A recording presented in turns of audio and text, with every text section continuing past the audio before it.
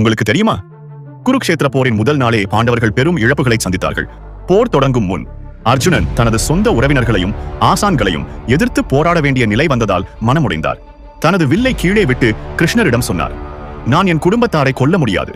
அப்பொழுது பகவான் கிருஷ்ணர் பகவத்கீதையின் ஆரம்ப போதனைகளை வழங்கி, ஆன்மா அழிவதில்லை, போர் வீரனாக உன் தர்மத்தை நிறைவேற்று என்று அறிவுரை கூறினார். அந்த நொடியில் கிருஷ்ணர் தனது தெய்வீக ரூபத்தை அர்ஜுனனுக்கு வெளிப்படுத்தினார். அந்த காட்சி அர்ஜுனனுக்கு புத்துணர்ச்சி தந்தது. போர் தொடங்குவதற்கு முன் யுதிஷ்டிரன், பீஷ்மர் மற்றும் துரோணரின் அருகே சென்று, நிராயுதபாணியாக எனக்கு ஆசீர்வாதம் தாருங்கள் என்றார். அவர்கள் அதை ஏற்று ஆசீர்வாதம் வழங்கினர். அதே நேரத்தில் திருதராஷ்டிரரின் மகன் யுயுத்சு நீதிக்காக கௌரவர்களை விட்டு பாண்டவர்களின் பக்கம் சேர்ந்து நின்றான். போர் தொடங்கியது. பாண்டவர்கள் வஜ்ர வடிவ அமைப்பில் நின்றனர். கௌரவர்கள் பல திசை வடிவத்தில் தாக்கினர். அந்த நாளின் இறுதியில் பாண்டவர்கள் பெரும் இழப்புகளை சந்தித்தனர்.